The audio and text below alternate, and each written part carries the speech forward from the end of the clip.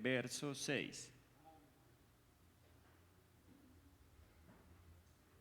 Bueno, dándole gracias también a la directiva de jóvenes que me tuvieron en cuenta para esa bonita labor, amén, de predicar la palabra del Señor.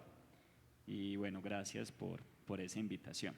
Vamos a leer todos a una voz el libro de Hechos, capítulo 17, verso 6. El libro de Hechos, capítulo 17, verso 6. Bueno, ya está en las pantallas, vamos a leer. Vamos a leer todos a una voz. Pero no hallándolos, trajeron a Jasón y algunos hermanos ante las autoridades de la ciudad, gritando: estos que trastornan el mundo entero también han venido acá. Amén, puede estar sentado. En esta noche le he puesto a ese mensaje como tema: llamados para trastornar. Amén. ¿Qué significa entonces la palabra trastornar? Es alterar el funcionamiento normal de la mente o de la conducta de una persona.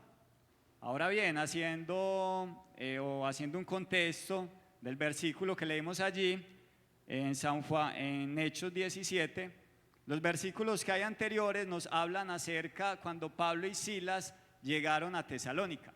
La Biblia dice que cuando ellos llegaron, Pablo, como acostumbraba, iba a las sinagogas de los judíos y les mostraba a través de las escrituras que era necesario que el Cristo padeciese, que fuese crucificado, pero que también que resucitase de los muertos.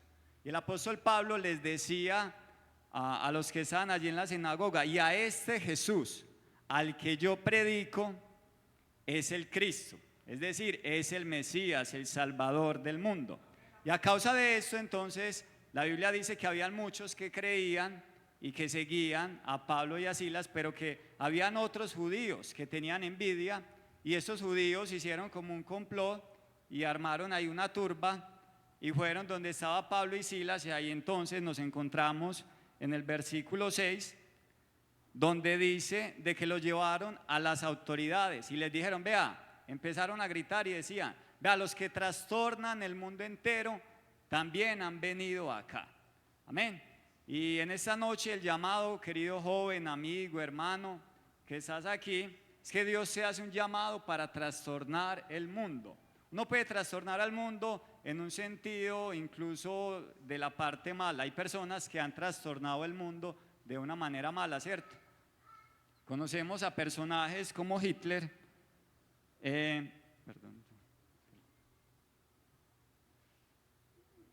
Conocemos a personajes como Hitler que trastornaron el mundo para mal.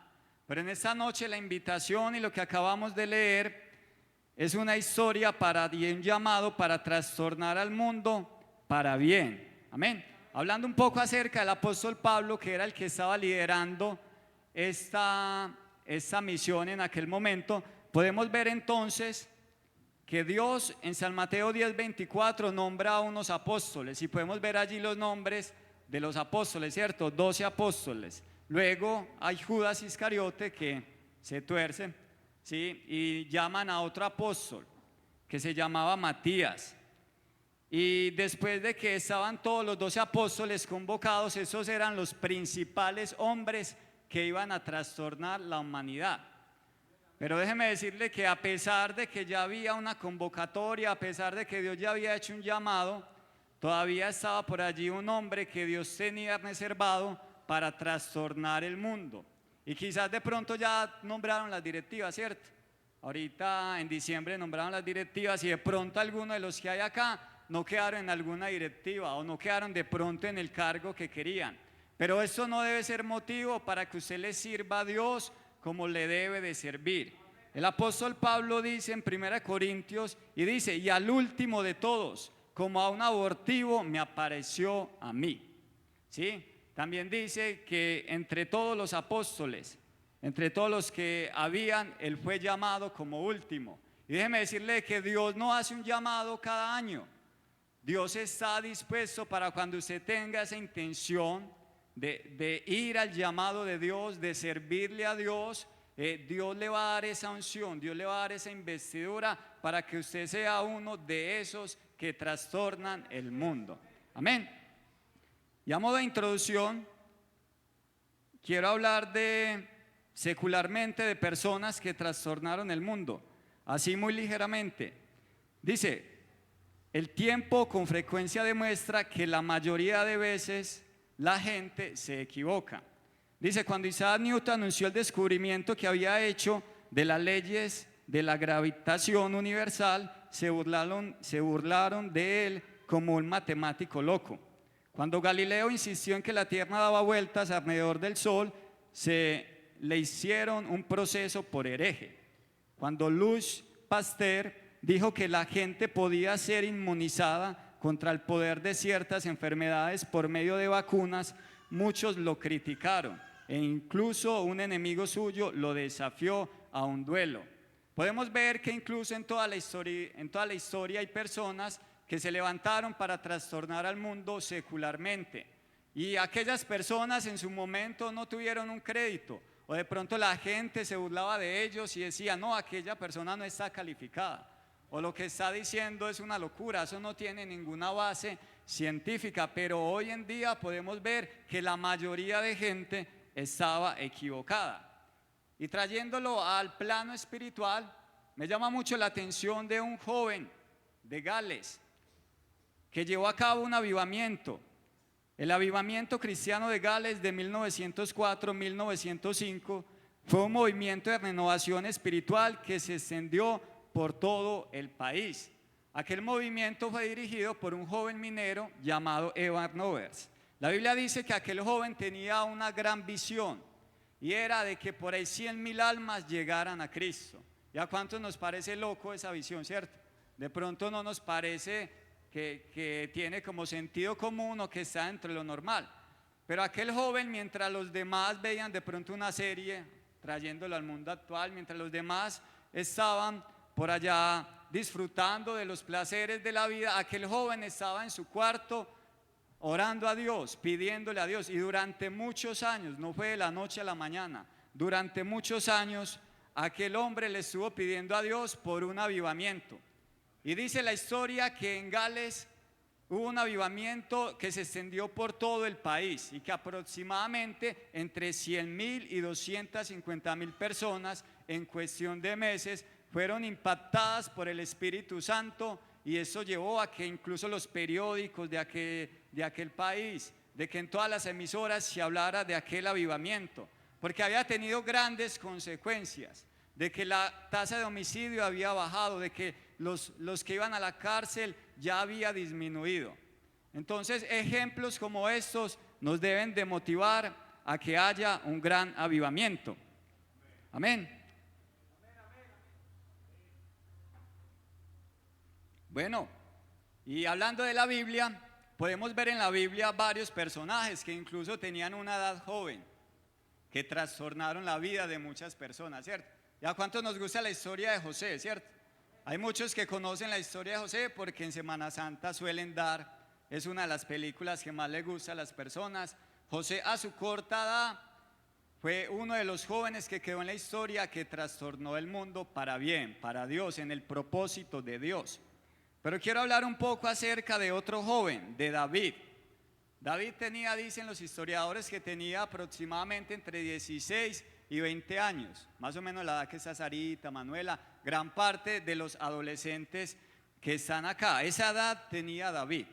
Y de pronto, cuando yo estoy predicando este mensaje, hay algún joven allí o algún adolescente que está pensando, hermano Albeiro, pero ese llamado que usted está haciendo para trastornar al mundo no aplica tanto para mí, porque yo escasamente quizás me sé el versículo, Jesús lloró, y no sé más de la Biblia, ¿cierto? O de pronto usted esté pensando que no tiene las capacidades, de que no está capacitado, o que no tiene la influencia para trastornar al mundo.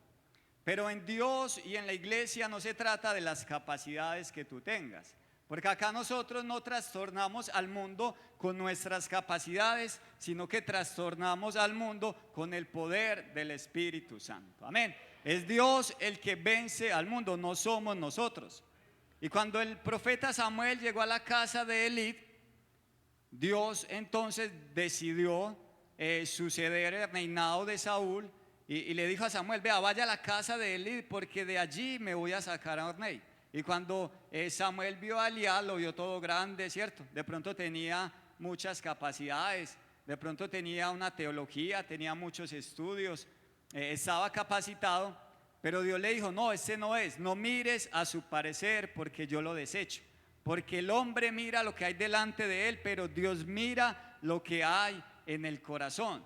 Entonces no importa, no nos debe importar tanto la mirada de los ojos de Samuel, perdón, sino que nos debe importar la mirada de Dios. Y cuando tú te pongas en las manos de Dios, de seguro de que Dios se va a llevar a trastornar el mundo. Y me llama mucho la atención la historia de David porque una de las declaraciones de batalla más épicas que hay en la Biblia la hizo David. Y David dice en 1 Samuel 17:45, entonces dijo David al filisteo, tú vienes a mí con espada, lanza y jabalina, mas yo voy contra ti en el nombre de Jehová de los ejércitos, el Dios de los escuadrones de Israel, a quien tú has provocado. Jehová te entregará hoy en mi mano, yo te venceré y te cortaré la cabeza y daré hoy los cuerpos de los filisteos a las aves del cielo y a las bestias de la tierra. Y toda la tierra sabrá que hay Dios en Israel. Y sabrá toda esta congregación que Jehová no salva con espada ni con lanza, porque de Jehová es la batalla y Él los entregará en nuestras manos. Amén. David tenía muy en claro de que el que daba la batalla era Dios, y antes esa declaración que se hizo de batalla la hizo antes de pelear con Goliat. Hay un escritor que escribió y dijo David y el enano. Sí, porque David cuando peleó contra Goliat no lo veía como un gigante, él lo veía como un enano porque él sabía de que era Dios el que iba a ir delante de él. Y podemos ver cómo David influyó en la historia, cómo trastornó el mundo. En el Nuevo Testamento la palabra David se nombra 21 veces. Es más, a Jesús se le llamó el hijo de David. Amén. Y quiero hablar en esta noche acerca de 3 puntos necesarios para este llamado, aclarando que lo más importante para trastornar el mundo es que pongamos nuestra fe y nuestra confianza en Jesús. Pero también después de que hemos emprendido este camino, he sacado 3 puntos que nos servirán para trastornar al mundo. Y el primer punto es que Dios debe ser el primero en nuestras vidas. San Mateo 6:33 dice, buscad primeramente el reino de Dios y su justicia, y todas las demás cosas os vendrán por añadidura. Y déjeme decirle que tener a Dios en primer lugar tiene consecuencias muy poderosas. Y hay una historia que a mí me llama mucho la atención, es de un escocés que se llamó Eric Liddell. Él fue un atleta que en el año 1924 se estaban participando los Juegos Olímpicos de Francia. Y él era el más opcionado para ganar en atletismo en los 100 metros lisos. Él era el principal para ganar. Pero él era un atleta que además de ser atleta y competir a nivel mundial era cristiano. Y aquella competencia de los 100 metros se llevó a cabo un domingo.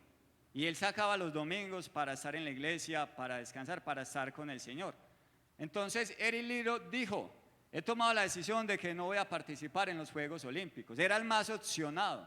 Como decir que Usain Bolt, que se ganaba todas las medallas de oro, dijera, no voy a participar. Algo así parecido. La historia dice que aún el príncipe de Gales lo llamó y le dijo, Eric, necesito que participes en la competencia, porque es una medalla de oro para nuestro país, pero él se mantuvo en su posición y dijo, no, en mi caso lo más importante y primero está Dios. Pero vemos de que el poner a Dios primero y por todas las cosas trae consecuencias buenas, porque a pesar de esto, más adelante, en esos mismos Juegos Olímpicos había otra competición que él también se había anotado, que eran los 400 metros, no eran los 100, eran los 400. Pero había una gran diferencia, que en los 400 metros él no estaba opcionado ni para llevarse la medalla de bronce, ni plata, ni siquiera para quedar en el podio. Nadie daba un peso por él, como lo decimos ahora. Pero él puso su confianza en Dios y entrenó fuertemente durante aquellos días, y Eric Liddell fue el ganador de la medalla de oro de los 400 metros lisos. Nadie se lo esperaba. Y gracias a ese reconocimiento le sacaron una película que se llama Carrozas de Fuego, que se sacó en el cine en el año 1982 y es una de las joyas del cine. Entonces allí podemos ver la importancia de poner a Dios en primer lugar. Amén. Si usted me pregunta a mi hermano Albeiro, ¿usted cuánto lleva en el Evangelio? Yo le digo, va a cumplir 20 años. Y uno de los secretos para estar aquí en la iglesia, para permanecer aquí en la iglesia, es que este versículo ha sido uno de los pilares de mi vida, poner a Dios en primer lugar. Amén. Bueno, en segundo lugar, dijimos que eran tres, ¿cierto? Ya va la primera, que es poner a Dios en primer lugar. En segundo lugar, es una que yo le he titulado que la gloria solo es para Dios. Cuando nos desenfocamos o cuando queremos trastornar al mundo con una intención que no es la indicada, los planes de pronto no se nos van a dar. Porque el que lleva, el que hace la obra y el que efectúa esa obra de transformar al mundo es Dios. En 1 Corintios 1, 27 al 29 dice: sino que de lo necio del mundo escogió Dios para avergonzar a los sabios, y lo débil del mundo escogió Dios para avergonzar a lo fuerte, y lo vil del mundo y lo menospreciado escogió Dios, y lo que no es, para deshacer lo que es, a fin de que nadie se jacte en su presencia. David dijo: porque de Jehová es la batalla. Pablo dijo: pero no yo, sino la gracia de Dios conmigo. Efesios 2, 8, 9 dice: porque por gracia sois salvos por medio de la fe, y esto no de vosotros, pues es don de Dios, no por obras, para que nadie se gloríe. Amén. Debemos de saber y de entender de que nosotros somos unos instrumentos de Dios. Nosotros no somos los que hacemos el milagro. Cuando Dios le hizo el llamado a Pablo en Hechos capítulo 9, le dijo a Ananías: ve donde Saulo de Tarso, porque instrumento útil me es este. El apóstol Pablo era un ¿qué? ¿Y Dios para qué lo llamó? Para ser un instrumento. Y cuando alguien es muy experto tocando en algo y es muy famoso, por ejemplo Beethoven, o un pintor como por ejemplo la pintura de la Mona Lisa, que todos hemos escuchado hablar de ella, la gloria no se la lleva la pintura, ni tampoco se la lleva el piano, o tampoco se la lleva el violín de una grande violinista. La gloria y los aplausos siempre se los lleva el autor, el que toca ese instrumento. La gloria se lo lleva el Da Vinci, que fue el que pintó el cuadro de la Mona Lisa. Y en nuestro caso, el autor de lo que nosotros hagamos es Dios. Nosotros somos instrumentos. Amén. ¿Cuántos dan la gloria al Señor?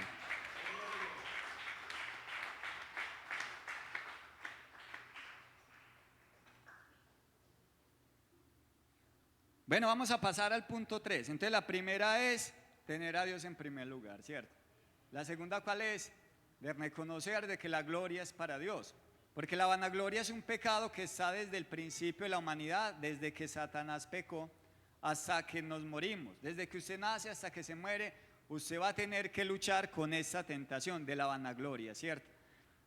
La segunda es que le debemos de dar la gloria a Dios. Y en tercer lugar, es que debemos de salir de la zona de confort. Para trastornar el mundo es necesario que salgamos de la zona de confort. Estuve estudiando y hay una molécula que se llama la dopamina. La dopamina es una molécula que es un mensajero químico que produce el cerebro y es responsable que sintamos felicidad, placer. Molécula neurotransmisora. ¿Sí? Entonces nosotros en el cerebro principalmente tenemos esta molécula que se llama la dopamina. Yo creo que algunas veces la hemos escuchado. La dopamina Dios la creó en nuestro sistema con uno de los objetivos para que el ser humano pueda vivir. Porque a quien acá le da placer, por ejemplo cuando está comiendo una comida que le gusta, ¿cierto? Bueno, que lo diga Jefferson, ¿dónde está Jefferson? Jefferson libera mucha dopamina cuando come. Cuando comemos un helado, cuando comemos algo que nos gusta, liberamos dopamina, ¿cierto? ¿Cuál es el objetivo con el que Dios creó la dopamina? Para que esa molécula le dice al cerebro, eso me gusta, con el objetivo de que lo vuelva a hacer, ¿cierto?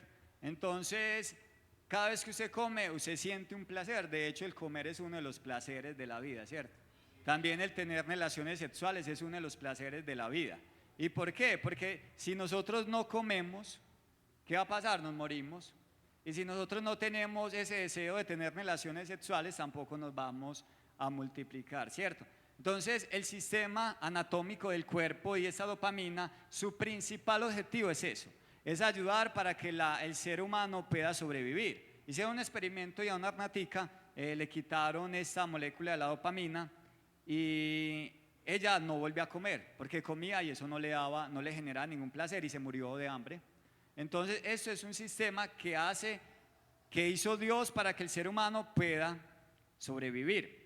Pero la ciencia lo ha tomado para manipular a las personas y para esclavizar a las personas. Y aquí quiero llegar con el tercer punto, que es salir de la zona de confort. Y es que para nosotros trastornar el mundo debemos de salir de esa zona de confort, que mientras los demás están viendo una serie de Netflix, que mientras los demás están allá en Facebook, Twitter, están en Facebook, en una red social, aquel joven Edward Nowens, el del avivamiento, el de Gales, mientras aquellos estaban haciendo otras cosas, él estaba allí orando, estaba capacitando para salir a trastornar al mundo. Entonces es necesario que salgamos de esa zona de confort, porque hoy la ciencia ha utilizado la dopamina para cautivar nuestra atención y para esclavizarnos. Por eso es que cuando uno tiene, por ejemplo, Facebook, también se hizo otro experimento con unas ratas, y era que a unas las pusieron en un laboratorio y a otras en otra. Entonces había una que cuando tocaba una palanca salía mucha comida, y había otras que cuando tocaba la palanca no salía nada, pero a veces la tocaba y salía, pero la tenía que tocar muchas veces para que saliera. Entonces, ¿a qué se llegó la conclusión? Que la que ya sabía que cuando tocaba la palanca salía mucha comida, y hoy la tocaba por ahí 1 o 2 veces al día, pero la que no sabía la tocaba muchas veces al día porque no sabía en qué momento le iba a salir la comida. Y la ciencia ha utilizado esto para esclavizar el cerebro humano de las personas. ¿En qué sentido? Por ejemplo, cuando usted tiene Facebook o Instagram, una de las funciones que tienen las notificaciones, los me gusta, los comentarios, es que usted no sabe en qué momento le va a llegar un me gusta. Usted no sabe en qué momento le va a llegar una notificación. Entonces, eso es lo que hace que nuestro cerebro esté constantemente yendo a aquella red social.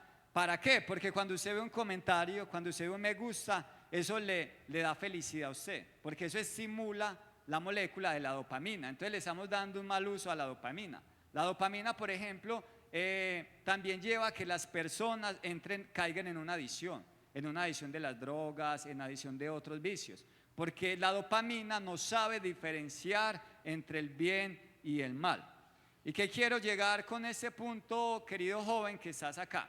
Porque yo sé que a nosotros como jóvenes nos cuesta mucho orar, ¿cierto? Nos cuesta mucho hay veces leer la Biblia, pero es muy importante que nosotros tengamos en nuestra mente un motivo que nos dé una recompensa por hacer eso. Es decir, cuando yo voy a orar, yo debo orar porque yo sé de que eso me va a dar a mí una recompensa. En el caso de Barnover, la recompensa a él era que él tenía su fe en que Dios lo iba a usar para trastornar a todo Gales y que muchas personas se iban a convertir, ¿cierto? Entonces debemos de tener un motivo para buscar de Dios, debemos de tener un motivo para leer la palabra de Dios, porque en la medida que leamos la palabra de Dios, en la medida que estemos más en eso y le demos unos motivos de felicidad para eso, entonces nos va a empezar a llamar más la atención orar. Nos va a pensar a llamar más la atención el evangelizar, ¿cierto? Entonces es muy importante que le pidamos a Dios en oración, de que Dios nos permita tener un motivo importante para buscar a Dios. Amén. Bueno, y quiero ir concluyendo este mensaje con una persona que nos motiva a trastornar el mundo. Adivine qué persona es. Amén. Bueno, el líder ya lo dijo, Jesucristo. ¿Y quién más que Jesucristo para que nos motive a llevar esa vida que nos impulse para trastornar al mundo? De que usted pueda trastornar el mundo a sus compañeros en el colegio, de que usted pueda trastornar a las personas que están en su trabajo. Muchas personas en el colegio están pasando por depresión, por pensamientos de suicidio, tienen sus vidas desordenadas, están desubicadas, no tienen proyecto de vida. En su trabajo también una persona necesita escuchar la palabra de Dios, necesita escuchar un mensaje que lo lleve a venir a Cristo. Amén. Bueno, ¿y quién más como Jesús que nos motiva a esto? Y yo le pregunté a la inteligencia artificial. ¿Han escuchado el concepto de la inteligencia artificial? Es como uno de los conceptos que está en tendencia ahora en este tiempo. Entonces hay una aplicación, es una página que se llama Google Bar, es la inteligencia artificial de Google. Hay otra que es de Microsoft, que es ChatGPT, yo creo que es la que han escuchado, ¿cierto?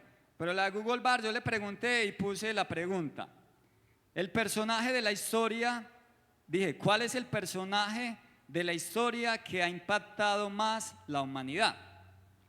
Y lo que me dijo Google es Jesús, y dice la respuesta: Jesús fue el fundador del cristianismo, una de las religiones más grandes del mundo. Sus enseñanzas han inspirado a millones de personas a lo largo de los siglos y ha tenido un impacto significativo en la cultura, la política y la sociedad. Es decir, que aún la misma inteligencia artificial lo que hizo en ese momento que yo le pregunté es que buscó en todo internet que había cuál era la pregunta más opcional y la respuesta más importante. Él dice, va, Jesús de Nazaret. No lo estoy diciendo yo porque sea cristiano o porque me hablaron del evangelio. Lo está diciendo la inteligencia artificial, que a nivel de ciencia es lo más avanzado que hay. Él dice, Jesús de Nazaret es la persona que ha impactado más a la humanidad. También hay otras personas, mencionaba a otras personas y decía, por ejemplo, está Mahoma, que es el fundador del Islam, está Buda, que es el fundador del budismo, está Confucio, filósofo chino, está Isaac Newton. Y yo me vi esos días un video de apologética. Apologética es la defensa de la fe, donde una manera muy bonita de evangelizar a los amigos, un cristiano allá en España le pregunta y le dice, ¿usted cree en Dios? ¿Usted cree en Dios? Y en Europa la mayoría de personas no creen en Dios, son ateos. Entonces él los evangeliza desde el punto de vista de la ciencia, filosófico. Entonces le decía, vea, los europeos le decían, ¿y por qué yo debo de creer en Jesús y no en Buda? ¿O por qué yo debo de creer en Jesús y no en Mahoma? Sabiendo que es otra de las religiones.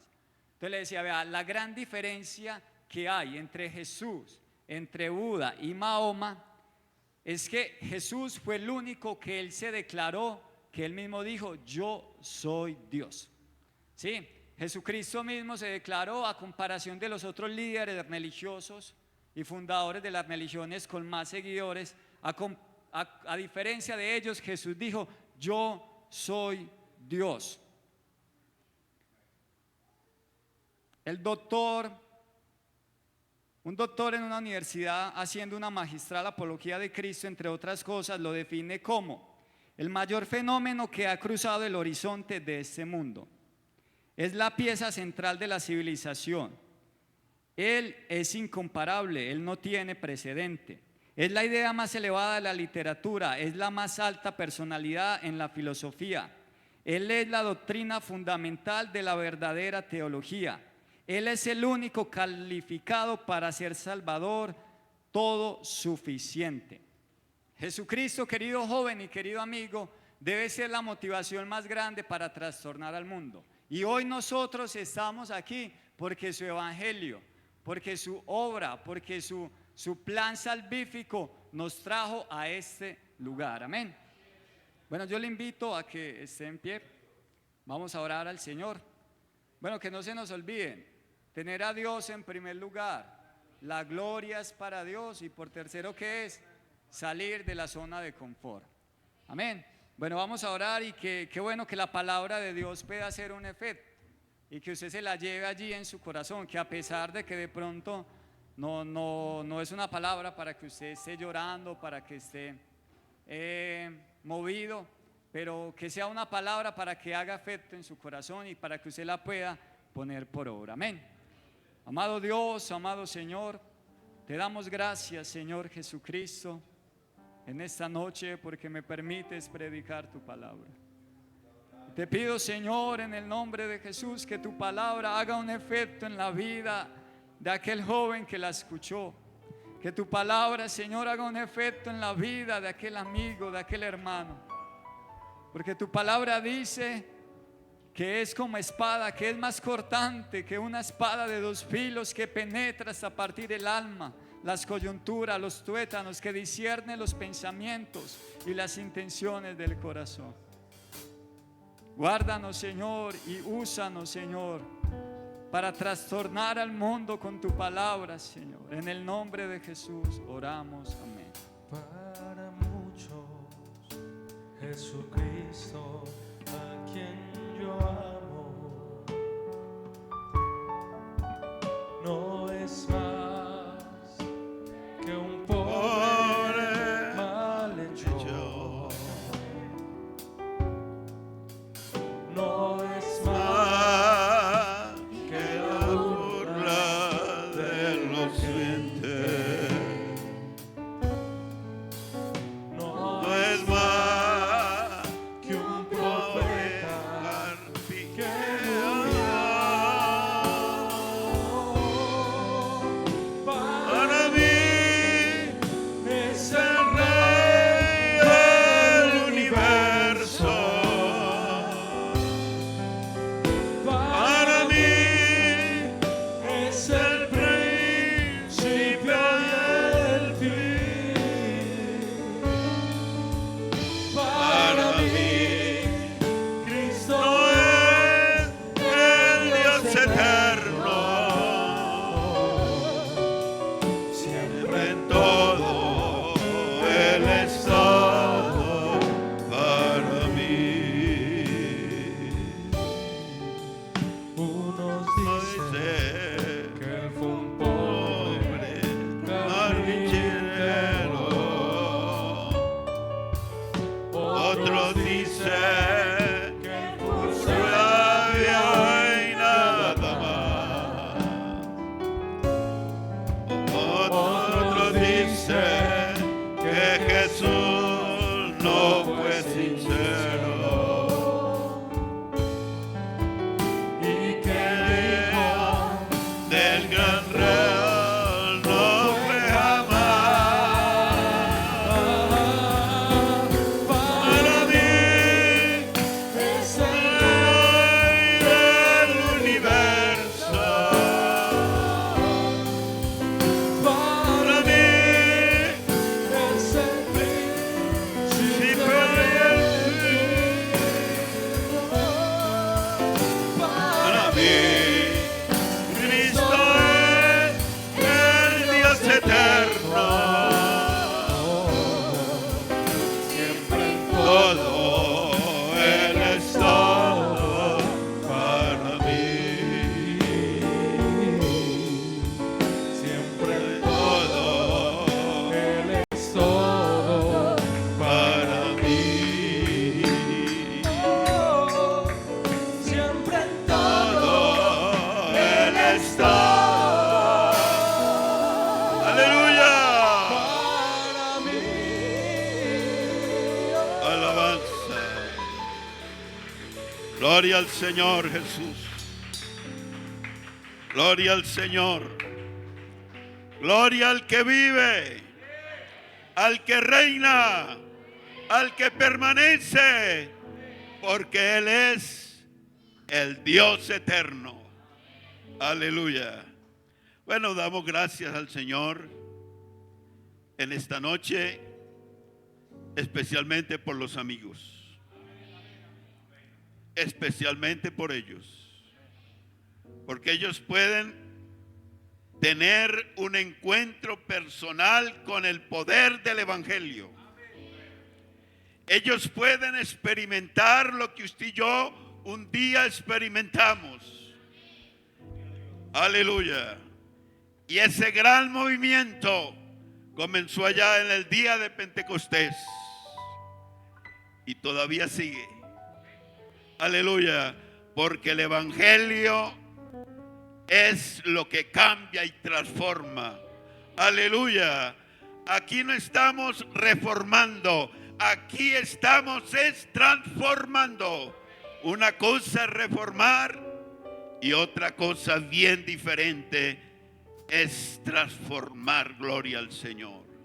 Así que a los amigos en esta tarde, esta noche, damos gracias por tenerlos aquí en este lugar. Y les seguimos extendiendo, aleluya, la invitación. A mí hace 42 años me extendieron la invitación y por eso estoy yo aquí. Amén. Y creo que todos, aquí hay una historia diferente para todos. Aleluya, gloria al Señor. Y a estos muchachos tendrán en sus hombros una responsabilidad de echar esto para arriba. Y usted, hermano adulto, tenemos la responsabilidad de ayudarlos a echar esto hacia arriba. ¿Cuántos damos gloria a Dios? Y en esta noche hacemos un compromiso, aleluya, de apoyarlos. Amén, ¿cierto? Porque ellos serán, gloria al Señor, ellos serán los pastores del mañana. Ellos serán, en fin, los hombres del mañana. Gloria, ya comenzaron esto. Entonces vamos a darle gracias a Dios. Aleluya. Y quedamos despedidos en el nombre de Jesús, esperando entonces que el próximo viernes estaremos aquí. Aquí el grupo de intercesión. La hermana Ceballos, la hermana Laudín, por allá la veo, la hermana Inés, hermano Gilberto, gloria al Señor, la hermana Graciela y mi persona. Estamos comprometidos con ustedes. Estamos comprometidos con ellos. Y ellos van a colocar su esfuerzo. Y la gracia de Dios les iluminará y les ayudará. Y que no veamos solamente este grupo, sino que esto se llene. Amén. Que esto se llene. Hay muchas almas que todavía necesitan oír el poder del evangelio. Soberano Dios, te damos gracias, Señor. Te damos gracias por cada uno, Señor, de los que estuvimos aquí oyendo tu palabra, la exposición de tu palabra, Señor. Te damos gracias, Señor, por los amigos. Y rogamos, Señor, aleluya, que les abras el entendimiento. Y rogamos que ellos personalmente tengan un encuentro muy personal contigo, como lo tuvimos todos nosotros, aleluya. Ilumínales el camino y muéstrales la senda, aleluya. Porque tú en la cruz del Calvario también moriste por ellos, Señor. En el nombre de Jesús de Nazaret, despídenos en paz y llévanos con bien, Señor, a nuestros lugares de residencia. Te lo pedimos, te lo rogamos, en el nombre glorioso de Jesús de Nazaret. Y recuerden los jóvenes que mañana tienen ayuno. Tenemos ayuno aquí. Aleluya. Pidiendo la gracia del Señor. Una feliz noche para todos y que Dios les bendiga.